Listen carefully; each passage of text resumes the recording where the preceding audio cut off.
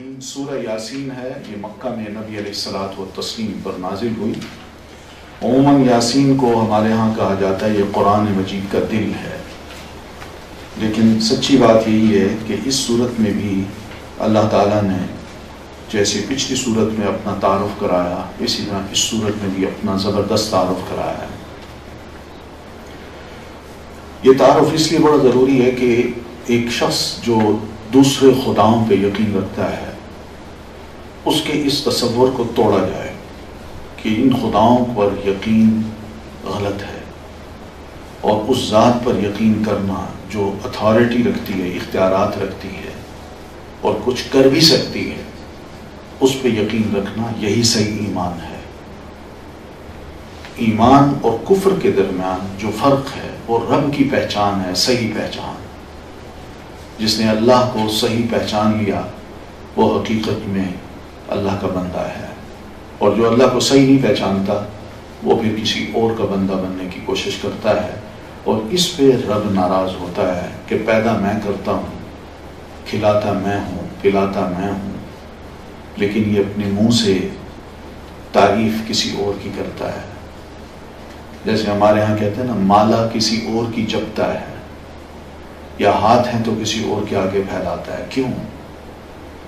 ہمارے جو رائٹس ہیں اگر ہمیں نہ دیے جائیں ہم کتنے ناراض ہوتے ہیں۔ اللہ کے جو رائٹس ہیں وہ ہم لے کے کسی اور کو دے دیں، وہ اللہ تعالیٰ کیسے برداشت کرے؟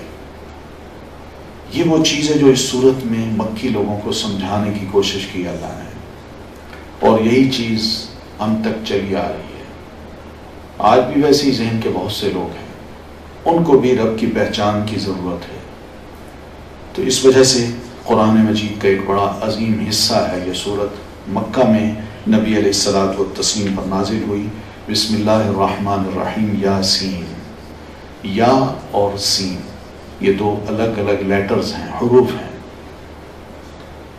یا الگ ہے اور سین الگ ہے، اور قرآن مجید میں یہ چیزیں عام ہیں۔ آپ نے دیکھا ہوگا سورۃ مریم ہے تو وہ شروع ہوتی ہے کاف ہا یا عین صاد حامیم الف لام میم۔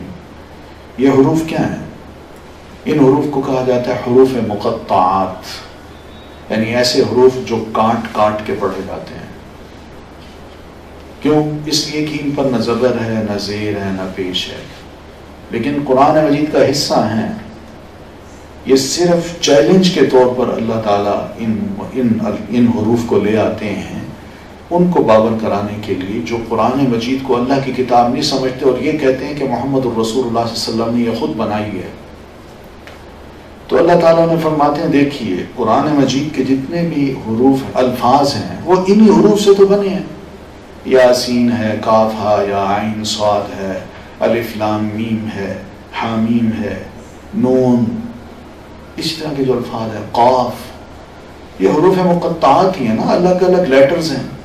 تو ان لیٹرز کو ملا کے جو لفظ بنے ہیں وہ تو تم بھی بنا سکتے ہو، تم بھی عرب ہو، اور محمد صلی اللہ علیہ وسلم بھی تمہارے اندر گئے ہیں، کوئی غیر عربی زبان تو یہ جانتے نہیں۔ تم اگر کہتے ہو کہ انہوں نے بنائے ہیں یہ قرآن مجید، تو تمہیں بھی ہم کہہ دیتے ہیں کہ تم بھی اس جیسی ایک کتاب، ایک صورت بنا کے لے آؤ۔ تو یہ الفاظ چیلنجنگ ہیں، اور یہ اٹریکٹ بھی کرتے ہیں دوسرے کی توجہ کو۔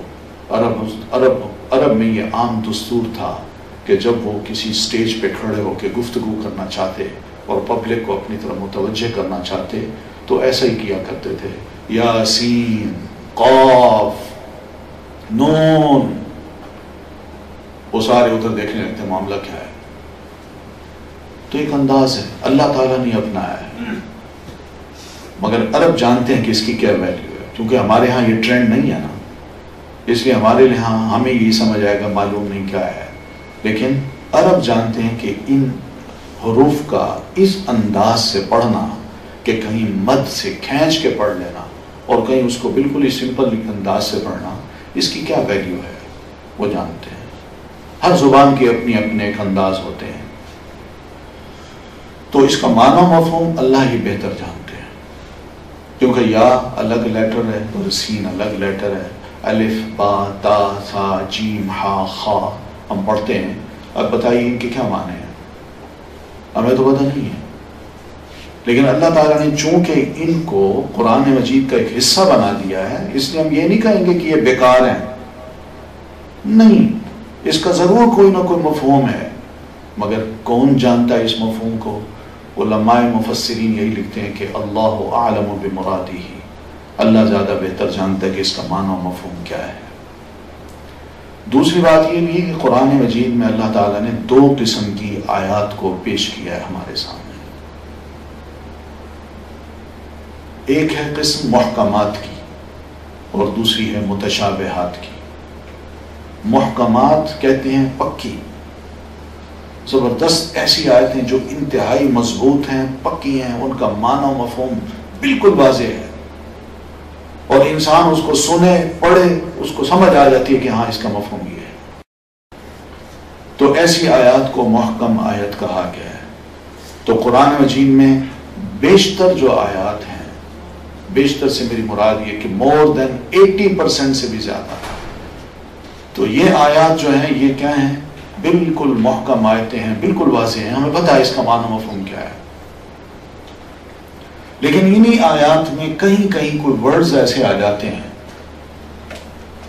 جن کو ہم ترجمہ تو کر جاتے ہیں، سمجھتے ہیں کہ اس کا معنی کیا ہے، مگر اس کی حقیقت کیا ہے، اس تک اگر ہم پہنچیں تو ہمارا دماغ اس تک نہیں پہنچ سکتا، معاملہ ہم پر ذرا الجھ جاتا ہے۔ پھر ایک بات نہیں ہوگی، اس کا معنی و مفہوم بتانے کے لیے آپ اور معنی کریں گے، وہ اور معنی کریں گے، وہ اور مفہوم بتائیں گے، تو یہ معاملہ جو ہے نا، جو اندیکھا ہے، انجانا ہے، اس کے بارے میں رائے زنی کرنا یہ مناسب نہیں ہوتا۔ تو اس لیے مثال کے طور پر قرآن مجید میں اللہ تعالیٰ فرماتے ہیں ید اللہ فوق ایدیہم، اللہ کا ہاتھ ان کے ہاتھ پر ہے۔ تو یہ اللہ کا ہاتھ لفظ جب آتا ہے نا، اللہ کا ہاتھ، تو بندے کے ذہن میں یہ بات آ سکتی ہے کہ اللہ کا ہاتھ ہے، کتنا بڑا ہے، کیسا ہے؟ تو آپ کہہ سکتے ہیں اتنا بڑا ہاتھ ہو سکتا ہے، کوئی کہہ سکتا نہیں اس سے بھی بڑا ہو سکتا ہے، کوئی کہہ سکتا ہے، کوئی یہ بتا سکتا ہے کہ اس کا ہاتھ ایسے ہوتا ہے جیسے ہم انسانوں کا ہے، کوئی کسی طرح بتا سکتا ہے، کوئی کہتا ہے نہیں کوئی اس طرح ہاتھ یوں ہوتا ہے۔ اب چونکہ اللہ تعالیٰ کو کسی نے دیکھا نہیں، اس کے ہاتھ کو کسی نے دیکھا نہیں، تو اس پر اس طرح کی رائے دینا اندیکھی چیز پر، انجانی چیز پر، یہ غلط ہوتا ہے۔ تو اس کا طریقہ کیا ہے؟ مان لیا جائے کہ واقعی اللہ کا ہاتھ ہے، مگر ہے کیسا وہ اللہ بہتر جانتا ہے، کیونکہ ہم نے دیکھا نہیں، یہی طریقہ ہے۔ اب دیکھیں نا، اگر کوئی ہاتھ کا لفظ بولے تو ہاتھ کا لفظ کوئی ضروری نہیں کہ ہم اس ہاتھ کو بھی کہیں یہ ہاتھ ہے، ایک جانور کا بھی یا پاؤں کا لفظ کوئی بول دے تو میرے بھی پاؤں ہیں، جانور کے بھی پاؤں ہیں، پرندے کے بھی پاؤں ہیں کہ نہیں؟ تو پاؤں کا لفظ جب بولیں تو اس کا یہ مطلب نہیں ہوتا کہ پاؤں سے مراد میرے ہی پاؤں ہیں صرف، اور کسی کے پاؤں نہیں ہیں۔ تو بہنی اسی طرح جب اللہ تعالیٰ کے بارے میں ہم کچھ نہیں جانتے کہ وہ ذات کیسی ہے، کبھی دیکھا ہی نہیں، کسی انسان نے دیکھا ہی نہیں، تو اللہ تعالیٰ جب اپنا تعارف کراتے ہیں نا تو اس کو ویسے ہی ماننا پڑتا ہے۔ تو اس طرح ہم اس کا مفہوم تو مانا تو لے سکتے ہیں، لیکن اس کا مفہوم ایگزیکٹ بتائیں کہ وہ یوں ہے، یہ ہمارے لیے پاسبل نہیں ہے۔ تو وہ مانے صرف کہ ہاں ہے، بس کہ اللہ کا ہاتھ ہے، مگر کیسا ہے وہ ہم نہیں جانتے۔ ٹھیک ہے، تو یہی یاسین بھی یہ اس طرح کے جو الفاظ ہیں قرآن مجید میں جن کا معنی پتہ چلے یا نہ چلے، ان کو متشابہ کہتے ہیں، تو ان کو بھی ماننا پڑتا ہے۔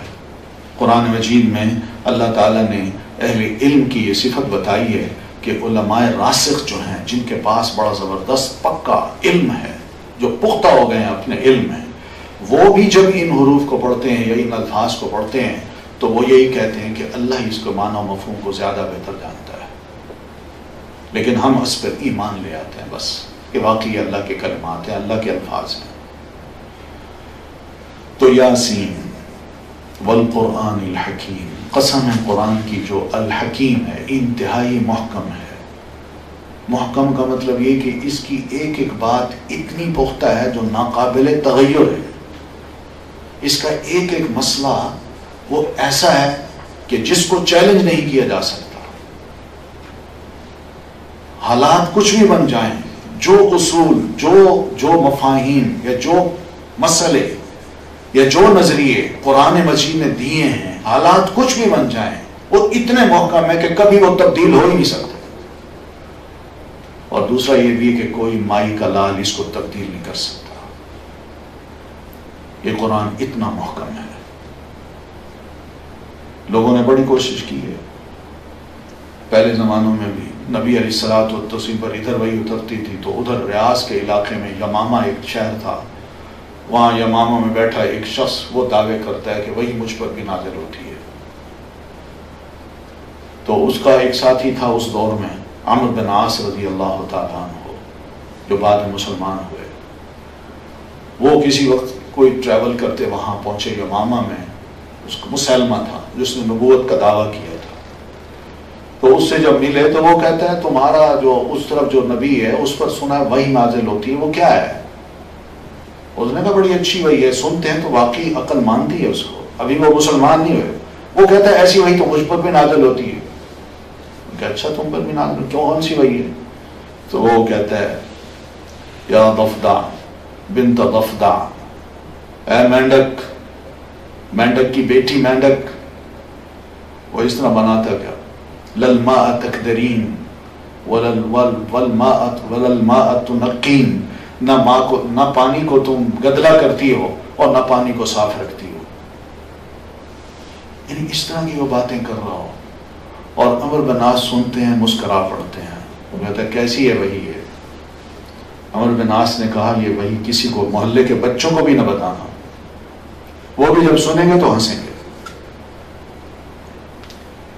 یعنی یہ صورتحال تھی. اس دور کے لوگ بھی قرآن مجید کا مقابلہ کرنے کے لیے سامنے آتے ہیں، مگر ان کے اندر یہ جرت نہیں ہوتی کہ قرآن جیسی محکم کتاب کے مقابلے میں کچھ الفاظ بنا کے وہ پیش کر سکے. تو یہ بہرحال اس کے ایک ایک مسئلہ آج تک دیکھ لیجئے، 1500 سال ہو گئے اس قرآن کو نازل ہوئے، آج تک غیر مسلم کو بھی کوئی ایسی چیز کمزوری اس میں نظر نہیں آئی کہ اس کو چیلنج کر سکے. یہ دلیل ہے اس بات کی کہ قرآن اللہ کی کتاب ہے. اور اس کا کوئی بھی مسئلہ لے لیں، فقہی مسائل ہیں قرآن مجید میں اللہ تعالیٰ نے بیان کی ہیں، طلاق کے مسائل ہیں، نکاح کے مسائل ہیں اللہ تعالیٰ نے بیان کی ہیں، معاشرتی زندگی کے مسائل ہیں جو اس قرآن مجید میں بیان کیے گئے ہیں. کوئی بندہ بھی آج کتنی ایڈوانس زندگی گزار رہا ہو، وہ ان مسائل سے باہر نکل کے کوئی اور مسئلہ کہیں دریافت نہیں کر سکتا، اور نہ یہ کہہ سکتا ہے کہ یہ مسائل ایسے ہیں جو آج کے دور میں ناقابل عمل ہیں. حقیقت یہی ہے. یہ ہے قرآن حکیم، بڑی محکم کتاب ہے. انک لمن المرسلین، یقیناً اللہ کے رسول آپ واقعی رسولوں میں سے ہیں، رسولوں میں سے. مرسل بھیجے ہوئے کو کہتے ہیں. اللہ کا پیغام جو لے کے اللہ کی طرف سے قوم کی طرف، امت کی طرف بھیجا جائے اس کو کہتے ہیں مرسل، جو رسول کا معنی بھی جس کا ہم لے لیتے ہیں. رسول اور نبی یہ دو لفظ ہیں، ان دونوں کے درمیان تھوڑا مختصر سا فرق ہے، یہ بھی سمجھ لیجیے. رسول عموماً ایسے نبی کو کہتے ہیں جس پر شریعت نازل ہو، اور نبی اس کو کہتے ہیں جو رسول کے بعد آئے اور اسی کی شریعت کو زندہ کرے. لوگ بھول چکے ہوں تو ان کو آ کے یاد دہانی کرائے کہ بھئی یہ مسئلہ ہے، کتاب میں لکھا ہے، اس پر عمل کرو. تو اللہ تعالیٰ نے رسول بھی بھیجے، نبی بھی بھیجے. جو رسول تھے ان پر کتابیں نازل کی، اور جو نبی تھے انہوں نے ان کتابوں کو کیا کیا، ریمائنڈ کرایا، قوم کو اصل حالت پہ لے آئے. جو نبی تھے یہ ان کا کام تھا. تو نبی صلی اللہ، ہر رسول جو ہے وہ نبی ہوتا ہے، یہ یاد رکھیے، لیکن ہر نبی رسول نہیں ہوتا. ہر نبی رسول نہیں ہوتا، مگر ہر رسول نبی ہوتا ہے. جس کو رسالت مل گئی کہ جناب یہ کتاب آپ پر نازل ہوئی، آپ اس کو لوگوں تک پہنچائیے، تو وہ رسول بھی ہے، صاحب شریعت بھی ہے، اور لوگوں تک پہنچا رہا ہے، وہ نبی بھی ہے۔ مگر جو نبی ہے اس پر شریعت نازل نہیں ہوتی، وہ پچھلی شریعت کو زندہ کرتا ہے۔ تو اس وجہ سے یہ رسول اور نبی میں فرق جانا، اس کو ملحوظ رکھیے گا۔ آپ صلی اللہ علیہ وسلم نے جو ایک بڑی زبردست بات کہی ہے وہ بھی سمجھنے کی ہے۔ آپ صلی اللہ علیہ وسلم نے اپنے لیے ہم کو باور کرایا کہ میں نبی ہوں اور میرے بعد کوئی نبی نہیں ہے، لا نبی بعدی، میرے بعد کوئی نبی نہیں ہے۔ یہاں مزے کی بات یہ کہ آپ نے یہ نہیں فرمایا لا رسول بعدی، میرے بعد کوئی رسول نہیں ہے، بلکہ آپ نے نبی کا لفظ استعمال کیا ہے، جس کا مطلب ہے رسول کیا کوئی نبی بھی نہیں آ سکتا، یہ مطلب ہے۔ یعنی آپ تک بس جو شریعت نازل ہونا تھی ہو گئی، اور نازل ہونے کے بعد اب یہ قیامت تک کے لیے آپ کی نبوت، آپ کی رسالت چلے گی۔ باقی عیسیٰ علیہ الصلوۃ والتسلیم اگر آتے ہیں اس امت میں تو ان کو پروٹوکول تو رسول کا دیا جائے گا، مگر وہ بھی پیارے نبی صلی اللہ علیہ وسلم کو فالو کریں گے۔ یہ بالکل اسی طرح ہے جیسے پنجاب کا گورنر یا چیف منسٹر یہ چلا جائے سندھ میں، تو سندھ میں جا کے اس کو پروٹوکول تو وہی ملے گا کہ جناب آپ چیف منسٹر ہیں آئیے، مگر سندھ کا جو لا ہے اس کو وہ فالو کرے گا۔ اگر سندھ کے لا کو توڑتا ہے تو پھر سندھ کی حکومت ذرا حرکت میں آئے گی۔ یہ وہ چیز ہے جو کہ حضرت عیسیٰ علیہ الصلوۃ والتسلیم کے بارے میں یعنی کہی جاتی ہے۔ تو انک لمن المرسلین، اللہ کے رسول واقعی آپ رسولوں میں سے ہیں، لوگ مانے نہ مانے، آپ کا اخلاق، آپ کی تعلیم، آپ کی گفتگو وہ ایسی ہے جس کو چیلنج نہیں کیا جا سکتا، اور یہ ایسی چیز ہے کہ جو خود بول بول کے بتا رہی ہے کہ واقعی آپ اللہ کے رسول ہیں۔ وہ کس طرح بول بول کے بتا رہی ہے؟ صرف قرآن مجید کو دیکھ لیجئے کہ آپ پر یہ الزام لگا کہ آپ یہ قرآن خود بناتے ہیں۔ اتنی بات ہے نا، پہلا پارہ آپ نے پڑھا ہوگا، اس میں اللہ تعالیٰ نے ایک بات کہی، ان اللہ لا یستحی ان یضرب مثلا ما بعوضۃ، کہ اللہ اس بات سے نہیں شرماتا کہ وہ ایک مچھر کی مثال پیش کرے۔ اب بعوضہ کا لفظ ہے نا، آخر میں گولتے ہے، یہ گولتا جو ہے یہ فیمیل مچھر کی طرف اشارہ ہے۔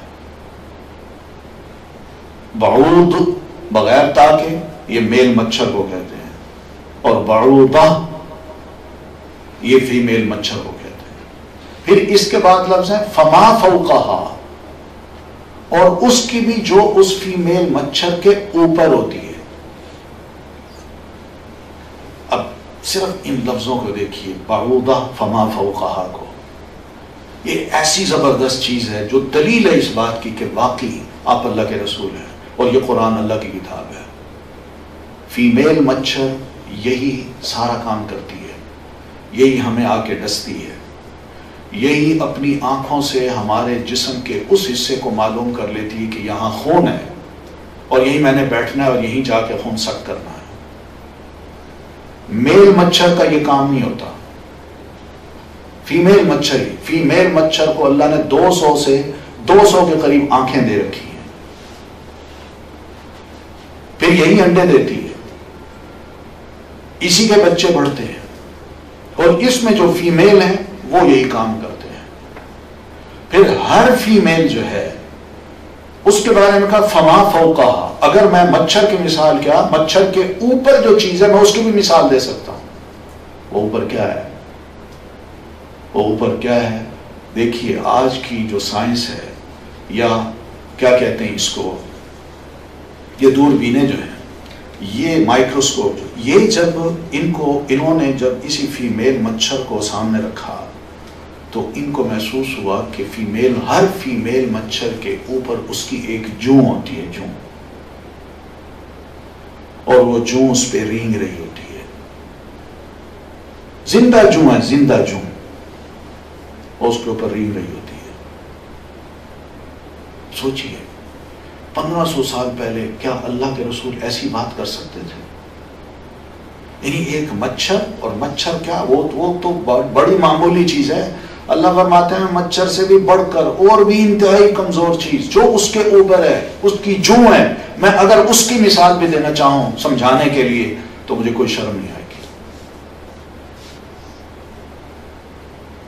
یہی حیران کن چیزیں ہیں جو آج الحمدللہ قرآن مجید کو پروو کر رہی ہیں کہ اللہ کی کتاب ہے، نبی علیہ الصلوۃ والتسلیم کی کوئی بنائی ہوئی نہیں ہے۔ یہی چیزیں ہیں جس کو بار بار اللہ فرماتے ہیں انک لمن المرسلین، آپ واقعی اللہ کے رسولوں میں سے ہیں، لوگ مانے نہ مانے، پھر علی صراط مستقیم، آپ بالکل سیدھی راہ پہ ہیں، اس لیے کہ ہم وہی کر کے آپ کو راہ بتاتے جا رہے ہیں، آپ اسی راہ پہ چلتے جا رہے ہیں، اور ہم ضمانت دیتے ہیں کہ آپ کی راہ جو ہے وہ بالکل صحیح ہے، کہیں بھی کوئی غلطی نہیں ہوتی، اور اگر ہوتی ہے تو سنبھالنے والے ہم ہیں۔ تو رسول کو سنبھال لیتا ہے اللہ۔ آپ حرم پاک میں تشریف فرما ہیں، آپ کے پاس مکہ کے جو بڑے بڑے سردار ہیں، ابو جہل، امیہ، قریشی، وہ چاہتے ہیں کہ ہم آپ سے بات کریں، اور جب بات کرنے کے لیے آپ کے پاس نمائندہ بھیجا تو اس وقت یہ بھی مطالبہ کر دیا کہ آپ کے ارد گرد جو غریب اور مفلس لوگ بیٹھے ہیں، یہ غلام، ان کو ذرا پرے کیجیے، ہم تب آئیں گے، اس لیے ہم بڑے معزز لوگ ہیں، ہم ایسے لوگوں کی محفلوں میں نہیں بیٹھتے اور نہ یہ ہمارے سامنے آتے ہیں۔ اللہ کے رسول صلی اللہ علیہ وسلم کے دل میں ذرا ہلکی سی بات شاید آئی کہ اللہ ہی بہتر جانتا ہے، لیکن اللہ تعالیٰ نے آسمان سے وحی نازل کر دی، وَلَا تَعْدُ عَيْنَاكَ عَنْهُمْ۔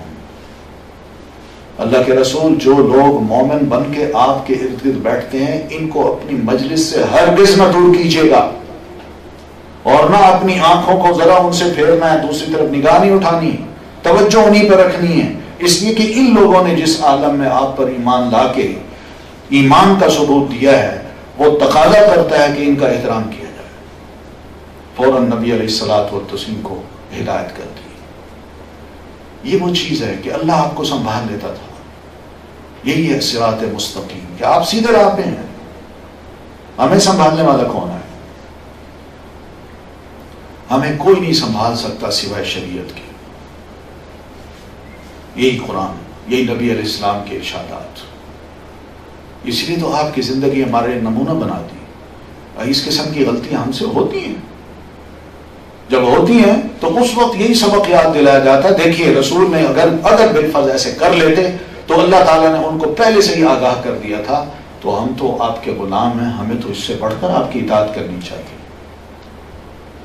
تنزیل العزیز الرحیم، یہ قرآن نازل کردہ ہے اس زبردست ہستی کی طرف سے جو بڑی مہربان ہے، رحم کرنے والی ہے، یعنی اللہ نے اس کو نازل کیا ہے۔ تنزیل کہتے ہیں قرآن مجید کو، جو تھوڑا تھوڑا کر کے جو نازل ہوتا ہے اس کو تنزیل کہتے ہیں۔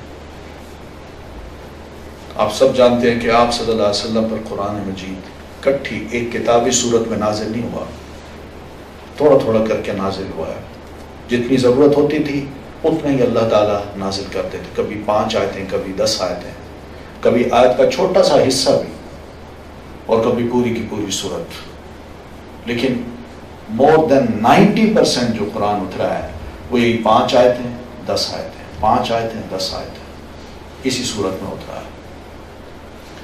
تو یہ تھوڑا تھوڑا کر کے جو اللہ تعالیٰ نے آپ پر اتارا ہے، اس میں بھی حکمت ہے کہ عمل کرنا آسان ہوتا ہے، قبول کرنا آسان ہوتا ہے، دوسروں کو سمجھانا آسان ہوتا ہے، دوسرے کے لیے اس کو برداشت کرنا آسان ہوتا ہے، دوسرے کو اپنے ٹریک سے ذرا ہٹ کے اس چیز پر جو اللہ تعالیٰ فرماتے ہیں اس پر چلنا آسان ہوتا ہے، موڑنا آسان ہوتا ہے۔ یکدم اتنے سارے مسائل پوری کتاب نازل کر کے بتا دیے جاتے تو لوگ کہتے ہیں ہمارے لیے مشکل ہے، ہم سے نہیں چھوٹتی یہ چیز، ہم نہیں کر سکتے یہ، ہم ضرور یہ کریں گے، ہم نہیں چھوڑ سکتے یہ۔ تو یہ وہ حکمت تھی جس کو تنزیل کے لفظ سے اللہ تعالیٰ نے بیان کیا ہے۔ تو یہ قرآن کیوں نازل ہوا ہے؟ لِتُنذِرَ قَوْمًا، تاکہ اللہ کے رسول آپ ایک ایسی قوم کو ڈرائیں جن کے آباء و اجداد بالکل کبھی خبردار نہیں کیے گئے اور وہ غفلت میں پڑے ہوئے ہیں۔ یہ قرآن اس لیے نازل ہوا ہے، جو لوگ غافل ہیں، اور خاص طور پر عرب حضرات جو حضرت اسماعیل سے لے کر نبی علیہ الصلوۃ والتسلیم تک کوئی رہنمائی ان کو نہیں ملی، تو اس رہنمائی کی وجہ سے ان کو کہا گیا کہ ان کے آباء و اجداد تک نہیں ڈرائے گئے، اب ان کو آپ ڈرائیے. یہ غفلت میں پڑے ہوئے ہیں. غفلت سے مراد یہ کہ ان کو سمجھ ہی نہیں ہے کہ ہم نے مرنا ہے, رب کے حضور پیش ہونا ہے, اور پھر اس کے بعد وہاں حساب کتاب کے عمل سے گزرنا ہے. ان کو پرواہ نہیں ہے. بس اپنی لائف ایک ہے گزار رہے ہیں, بدعنوانی زندگی, جہالت کی زندگی, اور جو ان کے دماغ میں آتا ہے, دل میں آتا ہے, اس کو یہ قانون بنا لیتے ہیں, اپنے اوپر مسلط کر لیتے ہیں. تو اس لیے اللہ کے رسول ان کو ڈرائیے. اس لیے آپ پر نازل کیا ہے لقد حق القول علی اکثرہم, البتہ تحقیق حق ہوئی بات اللہ تعالیٰ کی ان کی اکثریت پر کہ وہ ایمان نہیں لائیں گے. یہ بھی اللہ تعالیٰ نے مستقبل کی پہلے خبر دے دی کہ ان کی اکثریت پھر بھی ایمان نہیں لائے گی. اللہ تعالیٰ نے ان کے بارے میں یہ فیصلہ کر دیا ہے. اللہ کی یہ بات سچ ثابت ہوگی. یہ بڑی عجیب بات ہے. یہ بالکل ایسے جیسے ایک مریض کسی ڈاکٹر کے پاس جاتا ہے, اچھا بھلا ٹھیک ہے, ڈاکٹر اس کو چیک اپ کرتا ہے, بلڈ لیتا ہے, اور پھر اس کے بعد کہتا ہے بھائی آپ کا تو یہ بیماری ہے, آپ باز آ جائیں, یہ چیزیں نہ کھائیں, یہ نہ کھائیں, یہ کریں, وہ کریں, سگریٹ چھوڑ دیں, یہ شاید چھوڑ دیں, وہ شاید چھوڑ دیں, ورنہ یہ ہو جائے گا. ہے تو اللہ تعالیٰ بھی ایسی بات کر رہے ہیں. یہ لوگ, ان کو آپ ڈرائیں, بتائیں ان کو, مگر حقیقت یہ کہ ان کی اکثریت ایمان نہیں لائے گی. کیوں؟ یہ غفلت کا ایسے شکار ہو چکے ہیں کہ ان کو یہ باتیں بڑی اجنبی لگیں گی. یہ کیسی باتیں کر رہا ہے کہ ایک اللہ ہے, وہ ساری کائنات کو چلا رہا ہے, میری اطاعت کرو, اور پھر میں انسان ہوں تم جیسا. یہ کیسا ہو سکتا ہے کہ ہمارے اندر سے ایک انسانوں میں سے ایک نبی کھڑا ہو جائے؟ تو اس لیے ان کو یہ باتیں بڑی اجنبی سی لگیں گی, یہ ایمان نہیں لائیں گے. یہ بیماریاں جو ان کے اندر رچ بس گئی ہیں, جڑ پکڑ چکی ہیں, یہ بیماریاں کبھی بھی ان کے اندر سے نہیں نکلیں گی. یہ لا علاج لوگ ہیں. اور ہوا ایسے بہت سے بدو, بلکہ شہری جو مکہ کے بڑے بڑے سمجھدار لوگ تھے, دانا قسم کے, نہیں مان لائے آپ پر. ولید بن مغیرہ ہے, سیدنا خالد بن ولید کے والد, نہیں مان لائے. بڑا سمجھدار انسان تھا. اور اس سے پہلے ابو جہل, جس کا ٹائٹل تھا ابو الحکم, بڑا دانا انسان, وہ بھی مان نہیں لایا.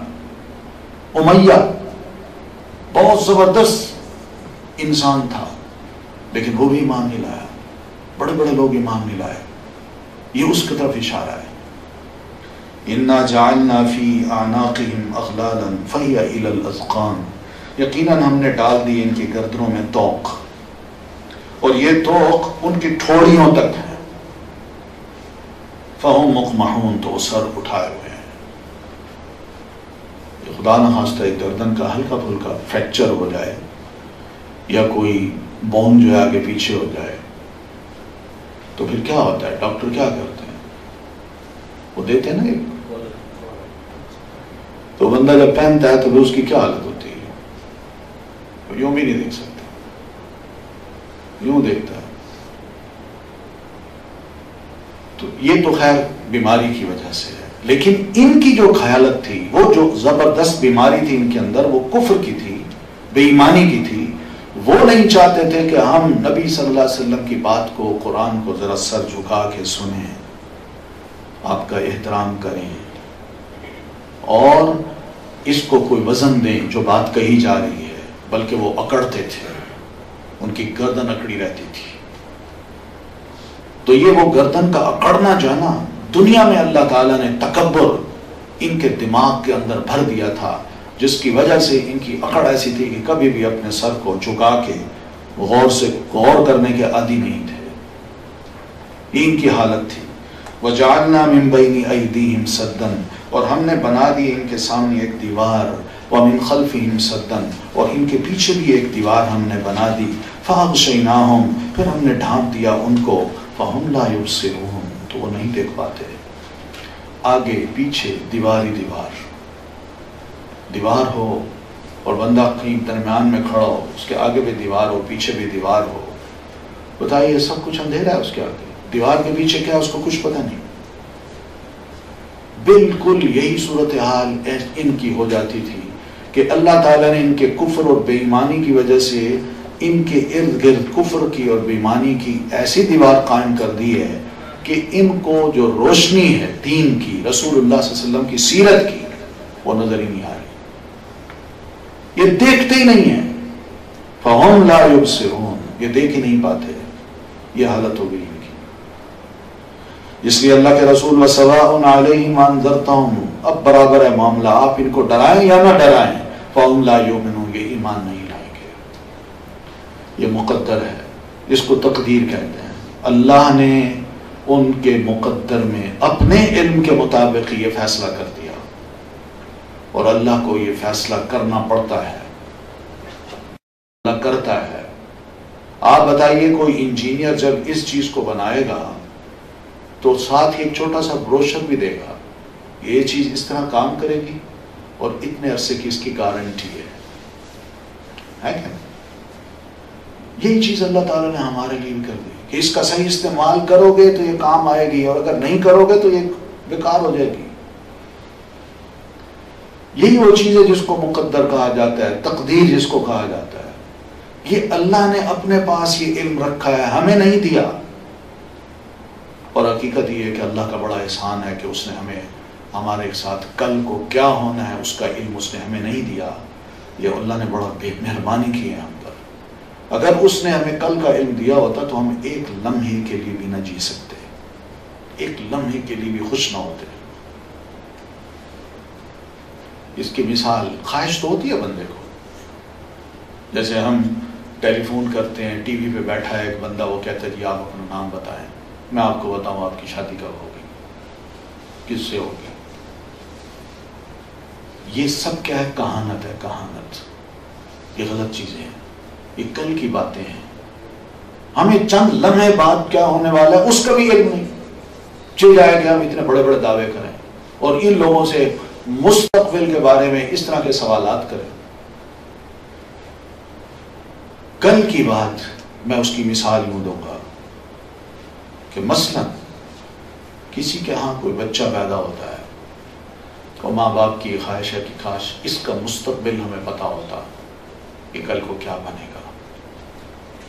وہ ساری ایک لسٹ بھی آ جاتی ہے کہ آپ کا یہ بچہ جو ہے نا، یہ اس کی عمر بالفرض یوں لکھ دیا کہ اس کی عمر 27 سال ہے۔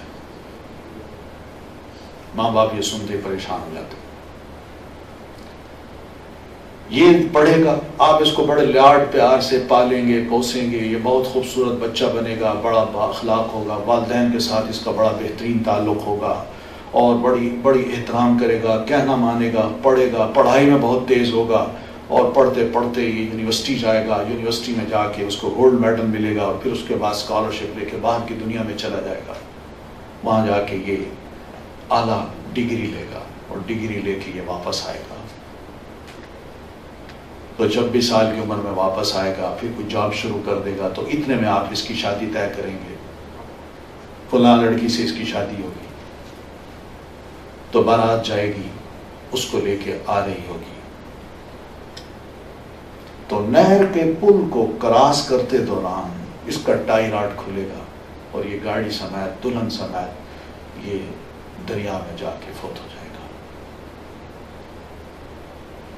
ہوتا ہے نا ایسے ہم انسانوں کے ساتھ کہ نہیں؟ اب بتائیے اگر ایسا معاملہ کسی بچے کا اللہ تعالیٰ ہر ماں باپ کو بتا دیتا تو کیا ماں باپ خوش ہوتے؟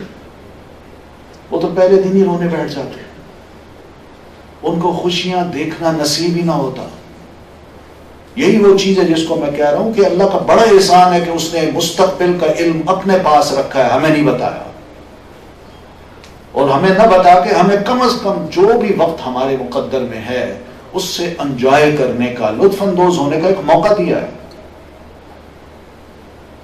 بس یہی چیز ہے جس کو ہم سمجھیں، اور کچھ نہیں۔ ہمارے اندر جو ہمت اور طاقت ہے ہم کرتے جائیں، اللہ تعالیٰ جو دے گا وہ دے گا، لیکن یہ مطلب نہیں کہ جب میرے مقدر میں یہ بات لکھی ہوئی تو مجھے عمل کرنے کی کیا ضرورت ہے، اور نہیں بھی کیجیے۔ کبھی آپ نے یہ بھی سوچا کہ میں نے کھانا کھانا، مجھے بھوک لگی ہے، چلیں کھانا میرے پاس آ جائے گا، میں کھا لوں گا، خود بخود میرے منہ میں چلا جائے گا، پیٹ بھر جائے گا؟ کبھی سوچا؟ وہاں تو کچھ کرنا پڑتا ہے نا۔ تو بہنیں اس کے بارے میں بھی، زندگی کے بارے میں بھی یہی اصول رکھیے، کچھ کریں گے کرتے رہیے جب تک زندگی ہے ہم نے کرنا ہے، اور پھر جب آخری وقت آئے گا تو اپنی جان کو ہم نے سپرد کر دینا، بس اتنی سی بات ہے۔ تو اس لیے اس میں الجھنے کی ضرورت نہیں ہے۔ وَسَوَاءٌ عَلَيْهِمْ أَنذَرْتَهُمْ أَمْ لَمْ تُنذِرْهُمْ لَا يُؤْمِنُونَ إِنَّمَا تُنذِرُ مَنِ اتَّبَعَ الذِّكْرَ وَخَشِيَ الرَّحْمَنَ بِالْغَيْبِ، یقیناً اللہ کے رسول آپ تو اس کو ڈراتے ہیں یا ڈرا کر سکتے ہیں جو ذکر کی نصیحت کی پیروی کرے اور رحمان سے غائبانہ طور پر ڈرے۔ یہ دو اہم باتیں ہیں۔ جس کے دل میں خواہش ہو کہ واقعی مجھے کوئی نصیحت کرے، وہ نصیحت کی باتیں سنے گا اور ڈر جائے گا، اور جس کے اندر تڑپ ہی نہ ہو، پیاس ہی نہ ہو، اس کو نصیحت کی کوئی بھی بات کی جائے وہ اثر نہیں کرے گی۔ جو پیاسا ہوتا ہے نا وہ کنویں پہ چل کے آتا ہے، کنواں اس کے پاس چل کے نہیں آتا۔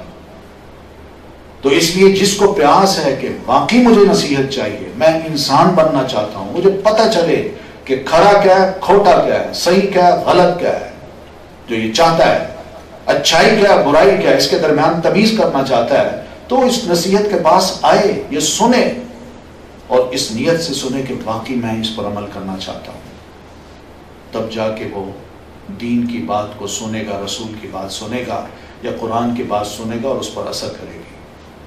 آج ہم پر قرآن اثر کیوں نہیں کرتا؟ کبھی سوچا کہ غیر مسلم اگر قرآن کو سنے وہ تو رونے لگ جائے اور تڑپے بھی، اور پھر اس کے بعد وہ مسلمان بھی ہو جائے، وہ تو اثر لے لے، لیکن ہم پر قرآن کا اثر نہیں ہوتا۔ کیا وجہ کیا ہے؟ اس میں بنیادی چیز یہی ہے کہ ہمیں پیاس نہیں ہے، تڑپ نہیں ہے۔ یہ پیاس اور تڑپ ہو تو دیکھیے یہ نصیحت اثر کرتی ہے کہ نہیں۔ سلمان فارسی رضی اللہ تعالیٰ عنہ 60 سال کے تھے جب نبی علیہ الصلوۃ والتسلیم کے ہاتھ پہ ایمان ہے، لیکن ان کی 60 سالہ زندگی کو اگر ماضی ان کا دیکھیں تو بڑی تڑپ ہے، بڑی تڑپ ہے۔ یعنی ایک لینڈ لارڈ کے بیٹے تھے، وہیں پر سنا، آتش پرست فیملی ہے، وہیں پر سنا کہ کسی نبی نے آنا ہے، بس ایسی تڑپ جو دل میں بیٹھی، ماں باپ کو بتائے بغیر نکل گئے، اور پھر کبھی عیسائیوں کے پاس جاتے ہیں، کبھی یہودیوں کے پاس جاتے ہیں، وہ بھی ان کو سمجھاتے ہیں ہاں آنے والا ہے۔ کہاں آنے والا ہے؟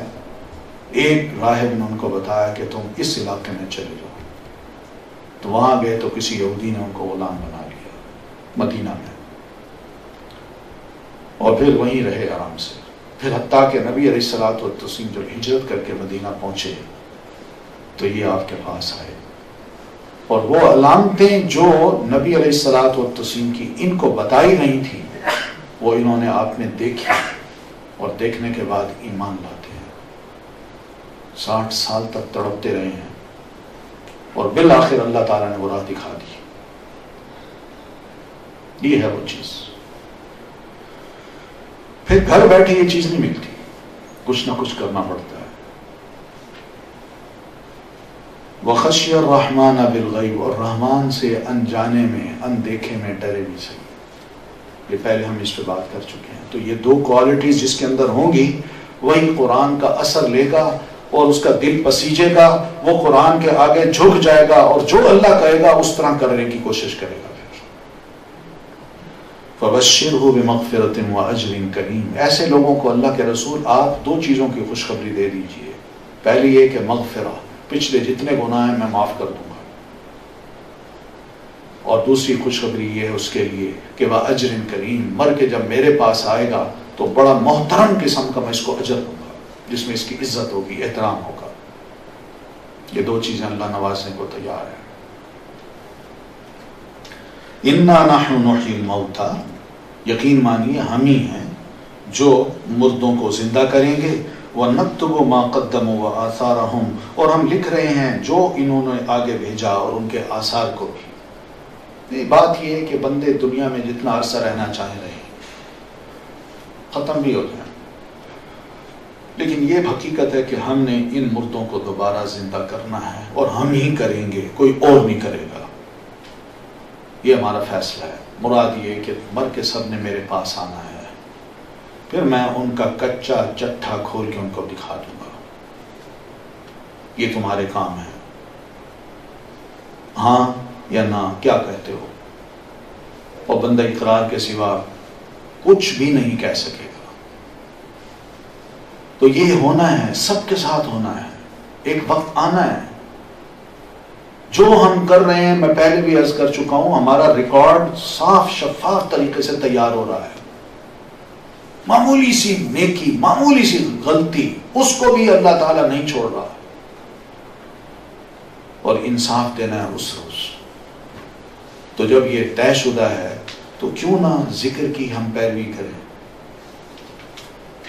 پھر اسی طرح فرمایا وَنَكْتُبُ مَا قَدَّمُوا وَآثَارَهُمْ، انسان دنیا میں رہ کے جو کچھ بھی عمل آگے بھیجتا ہے، ہم جو کچھ اس وقت کر رہے ہیں، یہ ہمارے عمل ہیں جو آگے جمع ہو رہے ہیں، ریکارڈ تیار ہو رہا ہے، ریکارڈ میں جمع ہو رہی ہے چیزیں، اس کو کہا نکتب، ہم لکھ رہے ہیں۔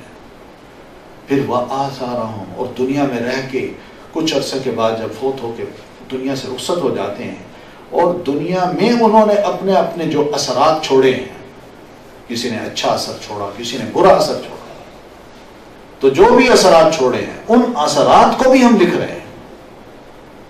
کسی نے نیکی کی تعلیم دی اور اس کے مرنے کے بعد لوگ اس نیکی پر عمل کر رہے ہیں، تو جس طرح وہ عمل کر رہے ہیں بتانے والے کو بھی اس کا ثواب مل رہا ہے۔ اور اسی طرح جو برے کام کر کے، برائی کی نصیحتیں کر کے اس دنیا سے رخصت ہو گیا اور لوگ برے کام کر رہے ہیں، تو ان کے ایک ایک برائی کا جو عمل ہے وہ اس کے نامہ اعمال میں بھی لکھا جا رہا ہے۔ یہ ہیں آثار۔ تو اس سے کیا پتہ چلا؟ جہاں ایصال ثواب ہوتا ہے نا، وہاں ایصال گناہ بھی ہوتا ہے۔ ہم صرف ایصال ثواب کے قائل نہ ہوں کہ ثواب تو ہم پہنچا دیتے ہیں، لیکن اپنے جب غلط اثرات چھوڑ جاتے ہیں تو ان کے گناہ بھی ہمیں ملتے رہتے ہیں، اس کو ایصال گناہ کہتے ہیں، وہ بھی ہمیں ملتے رہتے ہیں۔ اسی کی طرف اللہ تعالیٰ نے اشارہ فرمایا وَآثَارَهُمْ، ہم ان کے اثرات کو بھی لکھتے ہیں۔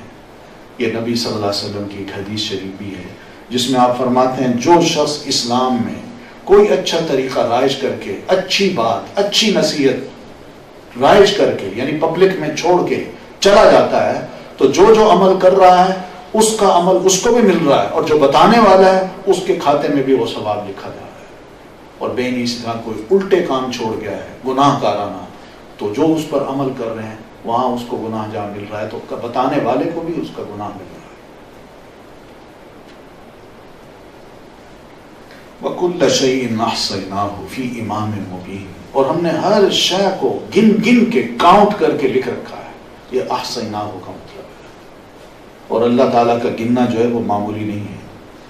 یہاں اللہ تعالیٰ یہ فرماتے ہیں فَمَن يَعْمَلْ مِثْقَالَ ذَرَّةٍ خَيْرًا يَرَهُ، جس نے چیونٹی کے انڈے کے برابر بھی کوئی عمل کیا ہو، چاہے وہ اچھا ہو یا برا ہو، کل قیامت کو میں اس کو دکھا دوں گا۔ چیونٹی کا انڈا دیکھا ہے تو صحیح مگر نظر نہیں آتا۔ اللہ فرماتے ہیں میں ایسے عمل جو تمہیں نظر نہیں آتے وہ تمہارے سامنے لا کے رکھ دوں گا۔ یہ روز ہم آیتیں سنتے ہیں امام صاحب سے جو مسجد میں نماز پڑھتے ہیں مغرب عشاء کی، فَمَن يَعْمَلْ مِثْقَالَ ذَرَّةٍ خَيْرًا يَرَهُ وَمَن يَعْمَلْ مِثْقَالَ ذَرَّةٍ شَرًّا يَرَهُ۔ یہ ہے، بار بار یاد دہانی ہے۔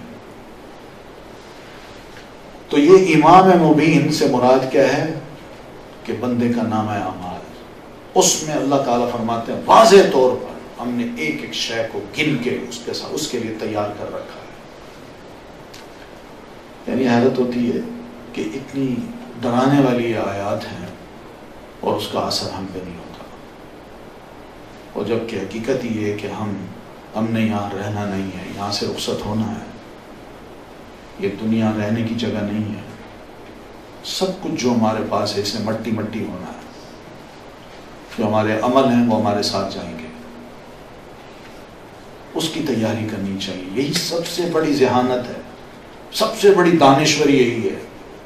دنیا میں جینے کی سب سے زیادہ ہوشیاری جو وہ یہی ہے اور کچھ نہیں.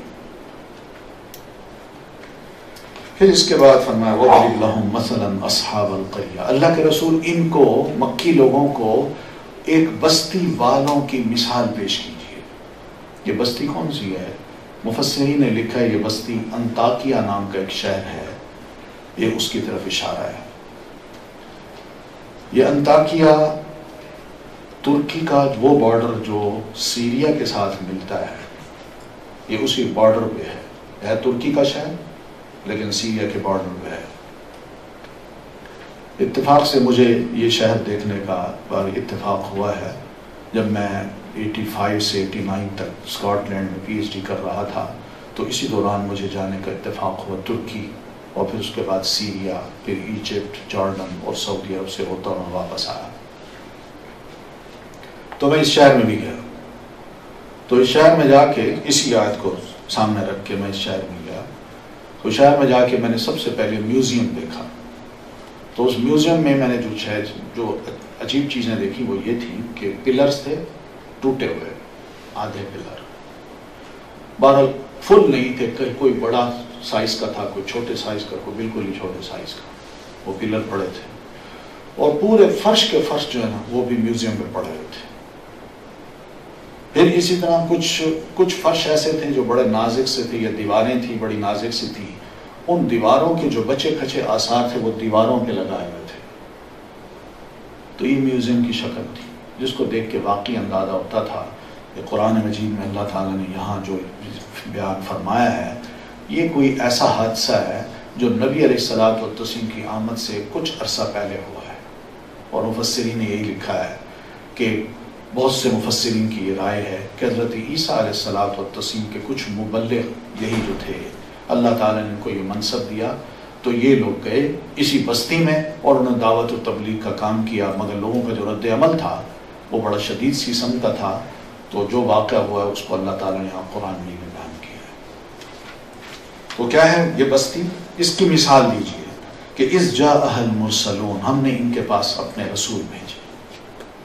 تو رسول آئے، انہوں نے آ کے جب دعوت و تبلیغ کا کام کیا تو لوگ ان کے مقابل میں کھڑے ہوئے تو ان کی قوت زیادہ تھی، اعتراضات زیادہ تھے، سوالات زیادہ تھے، وہ چھاڑ زیادہ تھی. تو اللہ نے دو جو بھیجے تھے تو دو کے ساتھ اذ ارسلنا الیہم اثنین، جب ہم نے ان کے درمیان دو نبی بھیجے تو فعززنا بثالث، تو ہم نے تیسرا نبی بھی بھیج کے ان کو تقویت بخشی. اور آج یہ کہ تین جب ہو جائیں گے تو بہرحال ایک دوسرے سے مشورہ کر کے یا کام کو جلد از جلد ایک مختلف علاقوں میں پھیلا دیں اور اس کام کو تیزی سے کریں. تو تین ہو گیا. تو انہوں نے آ کے اپنی قوم سے کہا انا الیکم مرسلون، ہم تمہاری طرف رسول بنا کے بھیجے گئے ہیں، یعنی بھیجے گئے ہیں، اللہ کی طرف سے بھیجے گئے ہیں. اپنی طرف سے ہم دعویٰ نہیں کر رہے، جو بات کریں گے وہ وہی کے مطابق کریں گے. قالو، انہوں نے جواب میں کہا ما انتم الا بشر مثلنا، تم تو ہم جیسے ایک انسان ہو. یہ بڑی عجیب بات ہے. قرآن مجید کو آپ پڑھیں، جو نبی بھی اپنی قوم کے پاس گیا ہے نا، انہوں نے پہلی اس بنیاد کو کہ یہ تو ہم جیسا انسان ہے، بس یہ سوچ کے نبی کی ہر بات کو ریجیکٹ کر دیا. کیونکہ ہم جیسا انسان جو کھاتا ہے، پیتا ہے، بازاروں میں گھومتا ہے، یہ کیا، اس کو نبی بنانا تھا تو اللہ تعالیٰ کسی فرشتے کو نہیں بھیج سکتا تھا. گویا کہ ان کے ذہنوں میں یہی تھا کہ نبی وہ ہونا چاہیے جو بس وہ اللہ کا کوئی ایسا بندہ ہو جو اللہ اللہ کرنے والا ہو، اس کے پاس اس کو نہ بھوک کی ضرورت ہو نہ پیاس کی ضرورت ہو، بس وہ اللہ والا ہو، وہ ہم جیسا نہ ہو. کیونکہ ہم ہیں، انسان ہیں، ہم کھاتے بھی ہیں، پیتے بھی ہیں، ہمارے اندر خواہشات بھی ہیں. تو اگر ہم جیسا ہی کوئی کھڑا ہو کے یہ دعویٰ کر دے کہ میں اللہ کا رسول ہوں یا نبی ہوں، تو لوگ یہ کہتے ہیں تم میں اور ہم میں کیا فرق ہے؟ اگر تمہیں بنانا تھا اللہ نے نبی تو مجھے کیوں نہیں بنایا؟ یہ بنیاد بنتی ہے. جبکہ اللہ اس لیے چنتا ہے کہ ایک نبی کو ایک مثال بنا کے اس معاشرے میں کھڑا کر دیتا ہے کہ اس نبی کو دیکھو، اس کے اخلاق دیکھو، اس کا عمل دیکھو، اس کی گفتگو دیکھو، بس اسی طرح تم بن سکتے ہو، اپنے آپ کو بنا لو، یہی کافی ہے. مگر لوگوں کی چوائس کو چور ہو جاتی ہے. وہ اس چیز کو صرف نظر کر کے وہ دیکھتے یہی تھے کہ ہم جیسا انسان، ہم اس کی کیوں مانیں. تو انہوں نے کہا آپ تو ہم جیسے انسان ہیں. وما انزل الرحمن من شیء. اب دوسری بات کہ رحمان کی بات کرتے ہو کہ تمہارے اوپر وہی نازل ہوتی ہے. ہم کہتے ہیں رحمان نے تم پر کوئی شے نازل نہیں کی. مراد یہ کہ تم جھوٹ بولتے ہو. پھر آگے فتویٰ بھی لگا دیا ان انتم الا تکذبون، تم جھوٹ بولتے ہو. یہ بھی کہہ دیا. دیکھیں انداز، پہلے اعتراض، پھر انکار، اور پھر اس کے بعد فتویٰ. یہ کام تھا ان کا. قالوا، انہوں نے کہا سب نبیوں نے، ربنا یعلم، تم جھٹلاتے ہو جھٹلاؤ مگر ہمارا رب جانتا ہے کہ انا الیکم لمرسلون، کہ ہم واقعی تمہارے طرف رسول بنا کے بھیجے گئے ہیں. تم مانو نہ مانو ہمارا رب جانتا ہے. ہم اپنی طرف سے کیسے دعوے کر سکتے ہیں؟ ہاں جو باتیں کہہ رہے ہیں اگر وہ غلط ہے تو آپ ہمیں بتائیے، اور جو تمہیں بتا رہے ہیں وارن کر رہے ہیں اگر اس وارننگ کے مطابق واقعات نہ ہوں تو پھر تو آپ ہمیں کہیں کہ مجرم ہیں. تو اس لیے مان لیجیے وما علینا الا البلاغ المبین، ہم پر صرف یہ کھل کے کھلی بات تم تک پہنچا دینا ہے، وہ ہم پہنچا رہے ہیں. تو بات یہی تھی کہ ان کے ہاں بھی شرک تھا اور کفر تھا.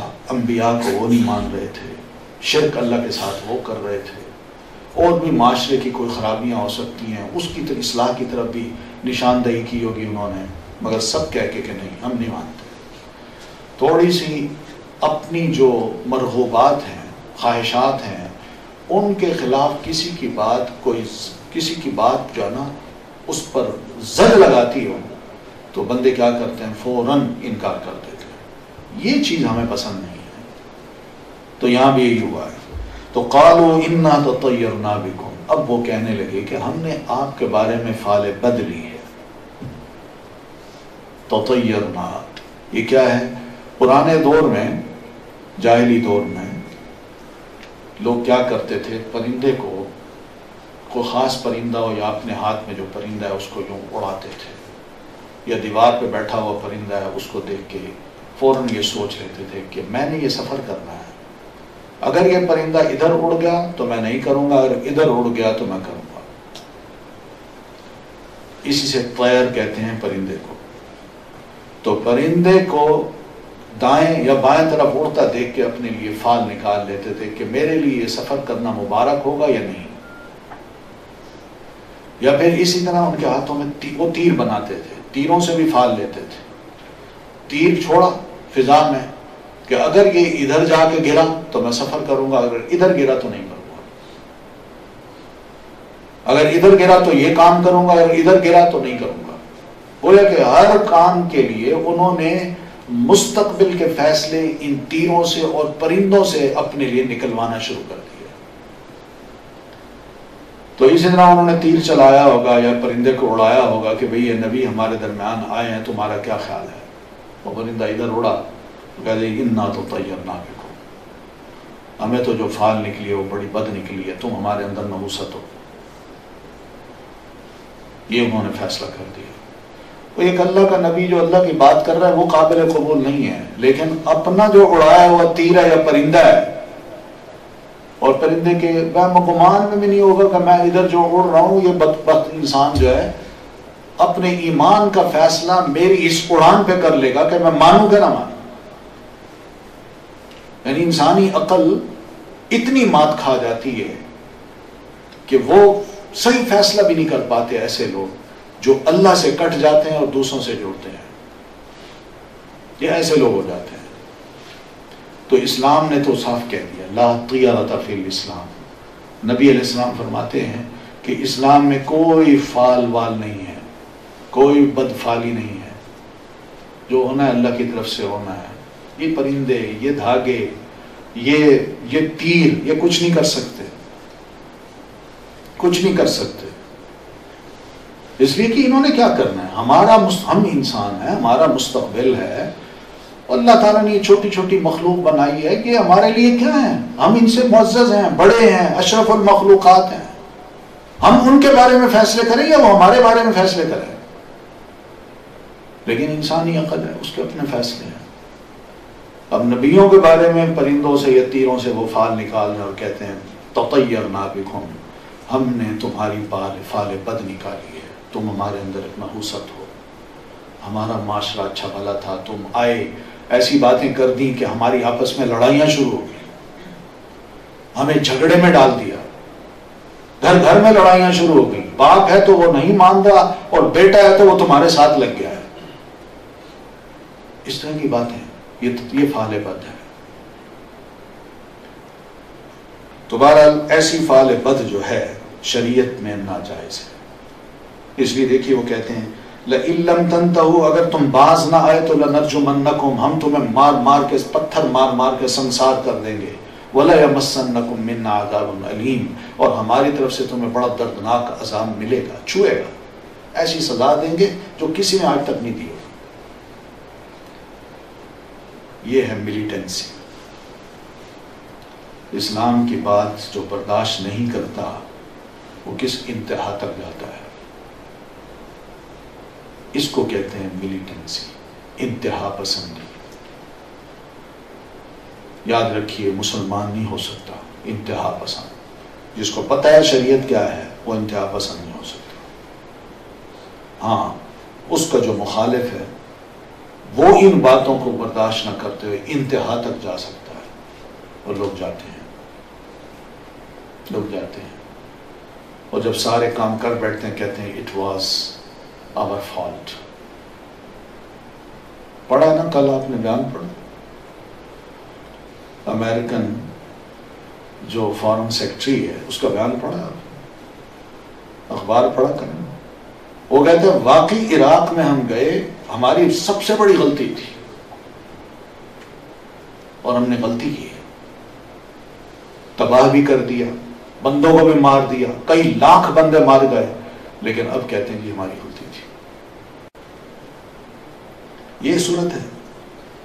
تو اِنَّا تَطَيَّرْنَا بِكُمْ لَئِن لَّمْ تَنْتَهُوا لَنَرْجُمَنَّكُمْ وَلَيَمَسَّنَّكُمْ مِنَّا عَذَابٌ أَلِيمٌ، پہلے سزا دے دی اور پھر کہا جی غلطی ہے، یہی کام ہوتا ہے۔ اب دیکھیے ان کا جواب بھی دیکھیے، یہ نبی ہیں، دین کو جانتے ہیں، وحی کی تعلیم کے مطابق چل رہے ہیں، کیا کہتے ہیں طائرکم معکم، بھائی تم نے جو فعل بد نکالی ہے وہ اپنے پاس رکھو، ہمارا اس پہ کوئی یقین نہیں ہے، ہم نہیں مانتے اس کو۔ بات یہ ان ذکرتم، ہم نے صرف تمہیں بات کی نصیحت کی ہے جس سے تم چڑ گئے ہو اور اتنی انتہا پسندی پہ آ گئے ہو، صرف ہمارا قصور یہی ہے کہ ہم نے تمہیں نصیحت کر دی، اچھی بات کی۔ دین کی بات، اللہ کی بات، رسول کی بات لوگوں کو پسند نہیں آتی، کیوں پھیل رہا ہے، کیوں لوگ باعمل بنتے جا رہے ہیں، کیوں ہماری پبلک ان کی طرف مائل ہوتی جا رہی ہے، کیوں یہ اخلاقی میدان میں ہمیں شکست دیتے جا رہے ہیں، برداشت نہیں کرتا کوئی۔ یہ وہ چیز ہے 9/11 سے پہلے آپ کے علم میں ہونا چاہیے کہ الحمدللہ نارتھ امریکہ میں اور ویسٹ میں بے شمار لوگ مسلمان ہو رہے تھے، بے شمار لوگ، آئے دن میں خود وہاں نیو جرسی میں اور پھر اس کے بعد واشنگٹن میں، میری لینڈ میں، یہاں ان ساری اسٹیٹس میں اور مختلف شہروں میں گیا، میں 9/11 میں وہیں تھا، میں ڈیلس میں بیٹھا تھا جب دوسرے دن یہ حادثہ، رات پہنچا تو دوسرے دن صبح ناشتے کی میز پہ دیکھا یہ حادثہ ہو رہا ہے۔ لیکن اس سے پہلے عجیب و غریب قسم کی خبریں تھیں، جب جا کے وہاں دیکھا تو حقیقت پہ یہ پتہ چلی کہ واقعی بڑے بڑے ذہین لوگ، سمجھدار لوگ، وائٹ لوگ مسلمان ہو رہے ہیں۔ یہ سارا جو سیلاب تھا اس کو روکنے کے لیے یہ ساری کوشش کی گئی اور کچھ نہیں۔ لیکن اسلام میں ایسا دین نہیں ہے کہ دبانے سے یہ دب جائے گا، وہ کہتے ہیں نا اتنا ہی وہ ابھرے گا جتنا کہ دبا دو گے، یہ وہ دین ہے۔ کیا بنایا، اتنا کچھ کیا، لیکن الحمدللہ اس مسلمانوں پہ کوئی فرق آیا؟ کچھ نہیں آیا۔ تو اس لیے طائرکم معکم، تمہاری بدفعلی اپنے پاس رکھو، ان ذکرتم، بات اصل یہ کہ تم ہم سے اس لیے چڑ رہے ہو اور انتہا پسندی کا مظاہرہ کر رہے ہو کہ ہم تمہیں رجم کر دیں گے، سزا دیں گے، صرف اس وجہ سے کہ ہم تمہیں نصیحت کر رہے ہیں۔ ایک خدا کو مانو، ایک رسول کو مانو، مگر تم کیا کرتے ہو؟ تمہارے لیے ناقابل برداشت چیزیں ہیں. بل انتم قوم مسرفون، تم تو ایسی قوم بن گئے ہو جو مسرف، حد سے گزر جانے والی، جو لمٹ ہے اس کو تم کراس کرنے والے ہو. اسی کو انتہا پسندی کہتے ہیں. مسلمان کو اللہ نے پسند نہیں کیا کہ مسلمان اسراف کرے، حد سے بڑھ جائے. پڑھا نا آپ نے، کلو واشربو ولا تسرفو، کھاؤ پیو مگر اسراف نہ کرو. مگر اتنا نہ کھاؤ کہ تمہیں سانس ہی نہ آئے یا کام ہی نہ کر سکو. اتنا نہ پیو کہ تمہارا پیٹ پھول جائے اور تم اٹھ بھی نہ سکو. ولا تسرفو. تو یہ دین کی تعلیم یہی ہے، ہر معاملے میں یہی ہے کہ کوئی عمل کرنا ہے تو ایسا کیجیے جو درمیانہ ہو. یہ نہ ہو کہ جھاگ کی طرح بالکل ایسے اٹھو پانی کی طرح اور جھاگ کی طرح بیٹھ جاؤ. اللہ کو یہ پسند نہیں ہے. وَجَاءَ مِنْ أَقْصَى الْمَدِينَةِ رَجُلٌ يَسْعَى، وہ دعوت و تبلیغ کا کام کر رہے ہیں مگر ان کی طرف سے دھمکیاں ہیں. تو آخر میں ہوتا یہ کہ شہر کے بالکل دوسرے کنارے سے ایک اللہ کے بندے کے علم میں یہ بات آتی ہے کہ اس طرح یہ نبی اپنی عوام کو تبلیغ کر رہے ہیں مگر مان نہیں رہے، ان کو دھمکیاں دے رہے ہیں. وہ وہاں بیٹھے یہ بات سنتا ہے، اس کا ایمان، اس کا جذبہ ایسے جاگتا ہے کہ وہ گھر سے دوڑتا ہوا شہر کی طرف آتا ہے. یہ دوڑتا ہوا جو اللہ تعالیٰ نے فرمایا یسعا، یہ پتا چلتا ہے کہ اس کے اندر کیا جذبہ تھا، کیا شوق تھا، کیا تڑپ تھی کہ میں ان کا ساتھ دوں، ان کا دست و بازو بن جاؤں اور ان کے ساتھ کھڑے ہو کے قوم کو کہوں کہ تم خدا کے لیے ان کی بات مان لو، ان کو ریجیکٹ نہ کرو، ان کو الزام نہ دو. یہ جو کہہ رہے ہیں تمہاری بھی ہماری اس میں خیر خواہی ہے. یہ اس جذبے سے وہ دوڑتا ہوا آیا. یہ لفظ قابل غور ہے. کوئی ایسا کر کے تو دیکھ لے، اس وقت پتہ چلے گا کہ واقعی کیا چیز ہے جو بندے کو اٹھاتی ہے، اس کا ایمان اٹھاتا ہے.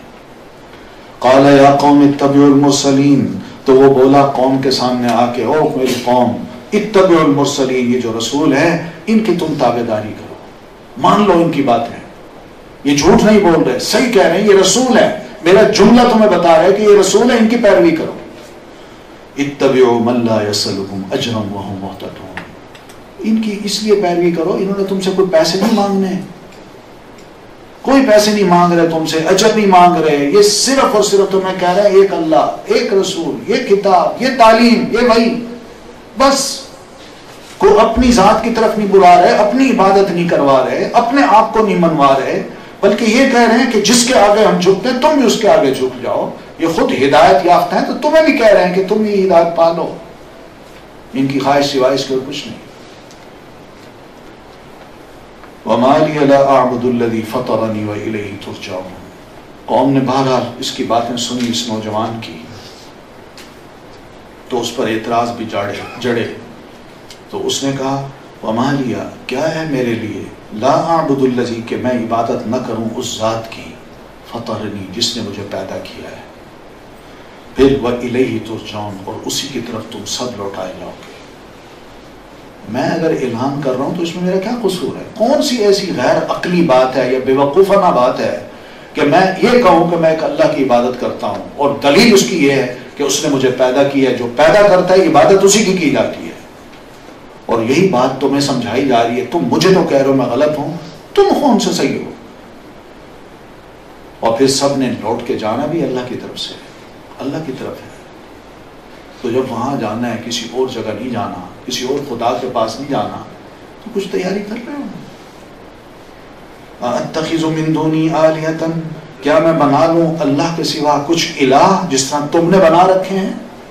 ان یردنی الرحمن بضر، اگر میرا رحمان ذات، اللہ تعالیٰ کی ذات مجھے معمولی سی بھی تکلیف پہنچانا چاہے، لا تغنی عنی شفاعتہم شیئا، ان خداؤں کی جو تم نے بنا رکھے ہیں ان کی معمولی سی سفارش بھی میرے کام نہیں آ سکتی.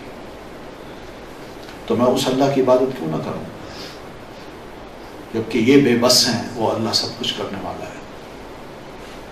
اور وہی چاہتے، وہی یہ جو انبیاء ہیں یہ اسی کی طرف ہی تمہیں دعوت دے رہے ہیں.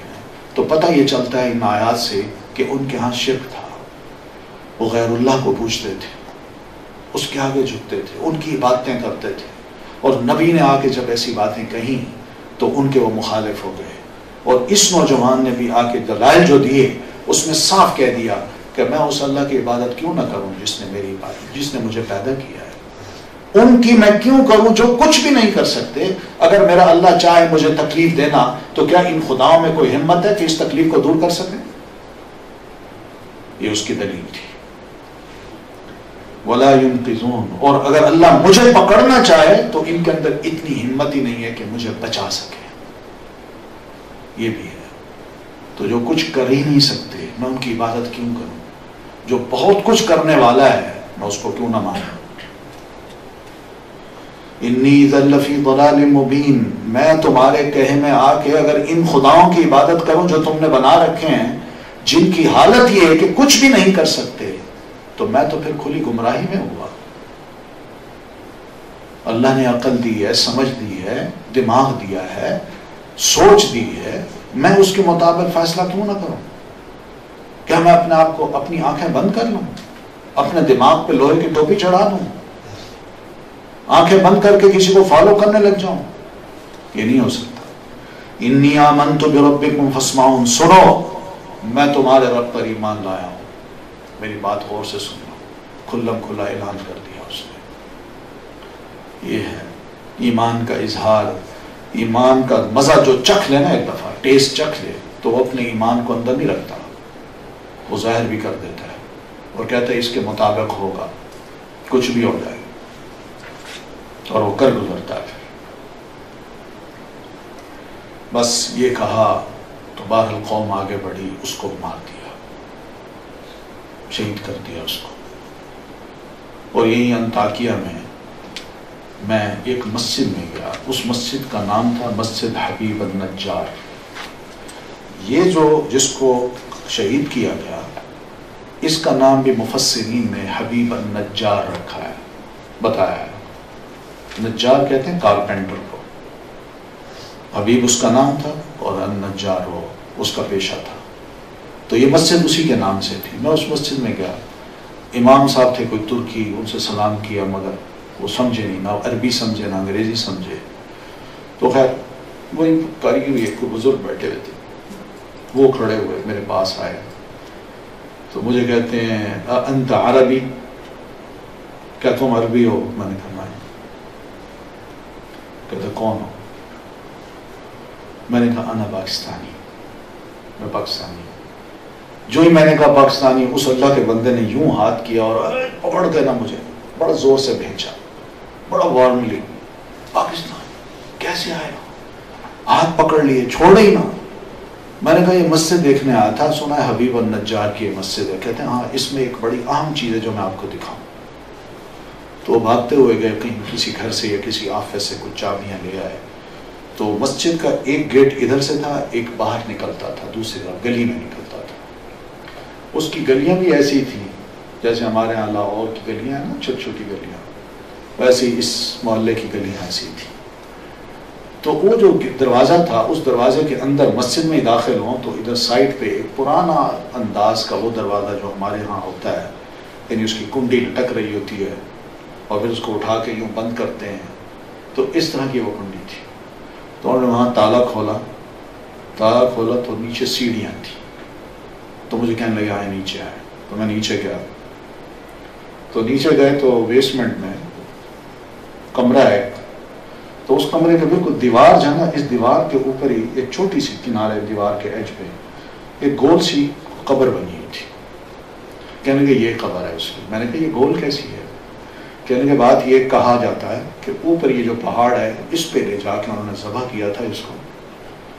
تو وہاں سے اس کا سر لڑکتا ہوا یہاں آیا، تو یہاں اس کو دفنا دیا گیا اور اس کی لاش انہوں نے اوپر ہی پھینک دی تھی.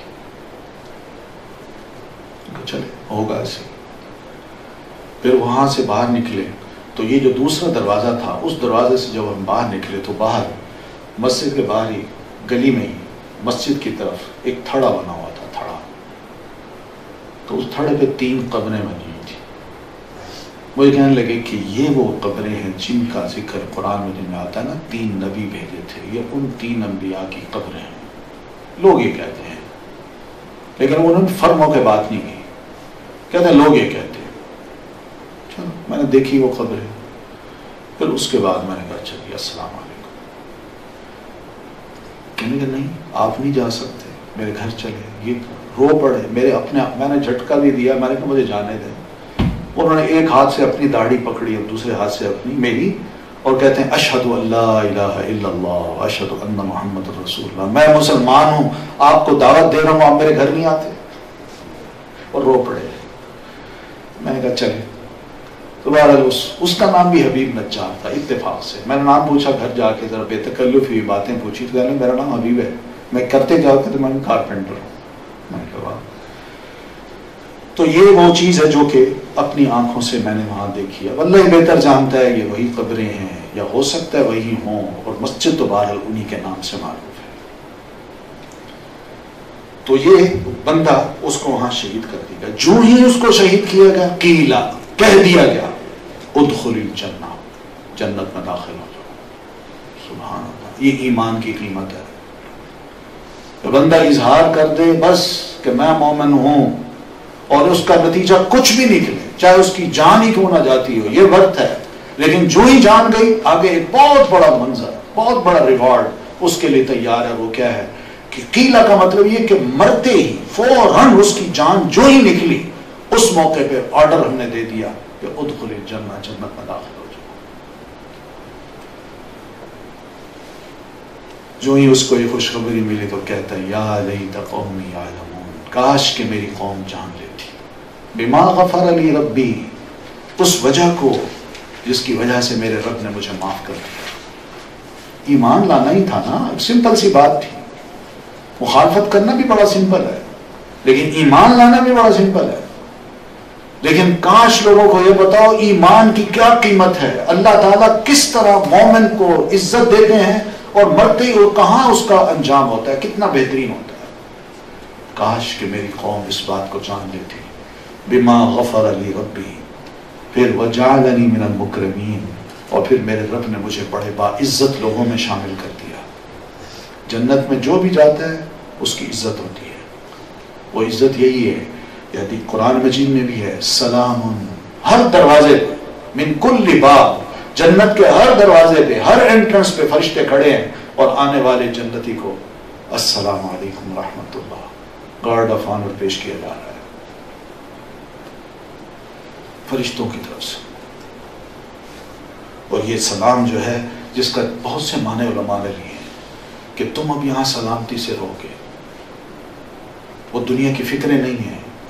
سلام کا ایک مطلب یہ بھی ہے کہ تمہاری اب زندگی یہاں سلامت ہے, موت نہیں آنی, ہمیشہ رہنا ہے یہاں. کئی مطلب لیے علماء نے. یہ دعا ہے. تو وجعلنی من المکرمین, میرے رب نے مجھے باعزت لوگوں میں بنا دیا. یہ عزت ہے, اللہ دنیا میں بھی دینا چاہتا ہے اور آخرت میں بھی دینا چاہتا ہے, مگر ایمان کی قیمت پہ, ایمان پہ, اللہ پر ایمان, رسول پر ایمان. اس سے ہمارے دین کی بنیاد یہی بنتی ہے کہ جو اس دین میں داخل ہونا چاہتا ہے وہ پہلے اس بات کا اعلان کرے اشہد ان لا الہ الا اللہ و اشہد ان محمد رسول اللہ. میں اس بات کی گواہی دیتا ہوں کہ اللہ کے علاوہ کوئی معبود برحق نہیں, وہی صحیح معبود ہے, باقی سب جھوٹے ہیں, سب غلط ہیں. یہ مطلب ہے اس کا. اور جب ہم اس کا اناؤنس کرتے ہیں تو اسی چیز کو غیر لوگ پسند نہیں کرتے کہ یہ سارے خداؤں کو ایک طرف کر رہے ہیں, ایک اللہ کو مانتے ہیں. یہی تو ہمارا فرق ہے ان کے ساتھ. اگر وہ بھی کہیں ہم بھی اللہ کو مانتے ہیں تو آئیے ہمارے ساتھ دوستی کر لیں. جب تک وہ یہ نہیں کہیں گے کہ غیر اللہ کے علاوہ جو خدا ہیں وہ سب جھوٹے ہیں, وہ غلط ہیں, ہم ان کو نہیں مانتے, تب تو کہا جا سکتا ہے کہ یہ مسلمان ہیں. اور اگر وہ کہتے ہیں نہیں دوسرے بھی ہیں تو پھر ان میں اور ابو جہل میں کوئی فرق نہیں ہے. اور ابو جہل بھی اللہ کا جہاں نام لیتا تھا دوسرے خداؤں کا بھی نام لیتا تھا. تو اسی بنیاد پہ نبی علیہ السلام سے وہ لڑے تھے, مخالفتیں کی تھی, جنگیں آپ پر مسلط کی, آپ کو اذیتیں دی گئیں, آپ کو اپنے شہر سے نکال دیا گیا, سارا اکٹھ کیا گیا, فورسز تیار کی گئی, آپ کو کسی طرح کچل دیا جائے. صرف اس وجہ سے کہ آپ اشہد ان لا الہ الا اللہ کی بات کیوں کرتے ہیں. تو یہ بنیاد ہے. اور یاد رکھیے آج ہم مسلمانوں کے خلاف لوگوں کی جو ناراضگی ہے اس کی بنیاد یہی اور کچھ نہیں ہے. یہ قرآن مجید میں بھی اللہ تعالیٰ فرماتے ہیں وَمَا نَقَمُوا مِنْهُمْ إِلَّا أَن يُؤْمِنُوا بِاللَّهِ الْعَزِيزِ الْحَمِيدِ. دنیا مسلمانوں سے اس لیے ناراض ہوتی ہے، قرآن مجید کے الفاظ ہیں کہ دنیا مسلمانوں سے اس لیے ناراض ہوتی ہے کہ وہ ایک اللہ پر جو زبردست بھی ہے اور اپنی ذات میں آپ محمود بھی ہے، اہل ایمان اس پہ ایمان لاتے ہیں. لوگ کہتے ہیں کیوں؟ وہ اکیلے کو کیوں مانتے ہو، دوسروں کو بھی مانو. یہ اصل ناراضگی کا سبب ہے اور کچھ نہیں. اس لیے ہمیں اپنے ایمان کو مضبوط کرنا چاہیے، اس کو سٹرانگ کیجیے. یہ ایمان ایک جڑ ہے، بیج ہے. اگر یہ مضبوط ہے تو اس سے اٹھنے والا تنا اور اس کی برانچز وہ بڑی زبردست ہوں گی، بہترین پھل دیں گی. اور اگر تنا ہی کمزور ہے تو اٹھنے والا درخت بھی بڑا کمزور ہوگا اور پھل بھی بیکار ہوں گے. اس کو بنیاد کو درست کرنا چاہیے. اللہ تعالی ہم سب کو توفیق دے. سبحانک اللہم و بحمدک اشہد ان لا الہ الا انت استغفرک و اتوب الیک. السلام علیکم.